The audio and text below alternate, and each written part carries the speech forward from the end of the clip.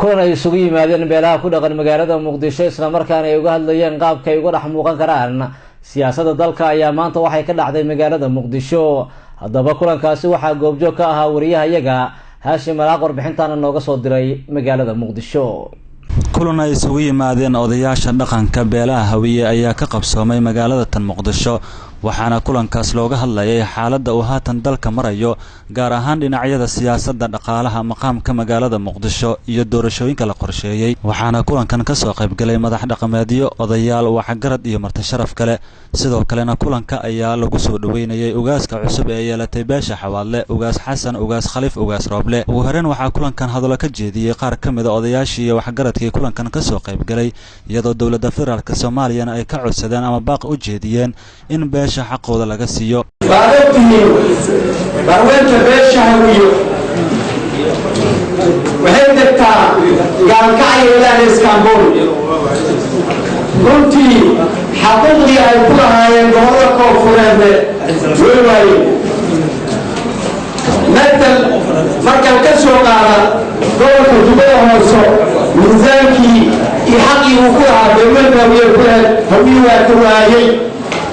micnaheeda waxay noqotay Hawiye xabar kumada.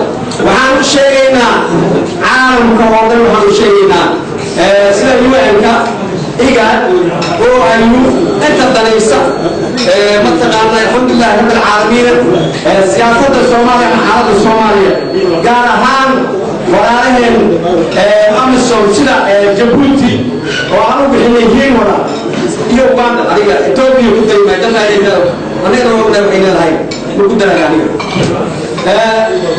waxaan leenahay xaqaas faraha badan leh oo aan ka dawaajinayna oo ay beesha Hawiye cabashadu ka tahay in wax laga qabto.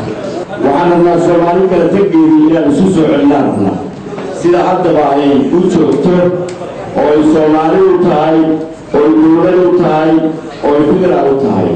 laakiin waxaan qabnaa cadaaladii jirtay oo dalka kan sababtay in lagu kala tago meesha ay ka bilaabatay waagii hore waxaan nahay annaga dalkay ku bilaabataan haddana annaga lagu bilaabato waana ku hayaa liannahu waxaa caddaynaya baarlamaan 275 ayaa joogay magaalada Muqdisho ummadda Soomaaliya leedahay. Hawiye ceelna kuugu qodna cidna kuuma maqan. ceelna kuugu qodna cidna kuuma maqan. waa inaad bukiye sameeytiin waa inaad bogasho bariisiin cidna loo imaan kartaa ma jirto Soomaali. waxaan leenahay iyo waxaan rabno waa doonaynaa haddaan weyne weyne cid isoo istaagtana bukaan feerayna sooran jirayna sooyeen waxaan leenahay qaadimada degan anaga dubooyinka waxaan deganahay xaseeb ilaa Soomaali oo yimid. ugu dambeyn waxa garadkii iyo odayaashii kulankan ka soo qayb galay ayaa isweydaarsaday fikrado iyo talooyin la xiriira sidii looga hortagi lahaa dhibaatooyinka dalka ka jira loogana midoobi karo. Haashim Malaaq Maxamed, Somali Cable TV, magaalada Muqdisho.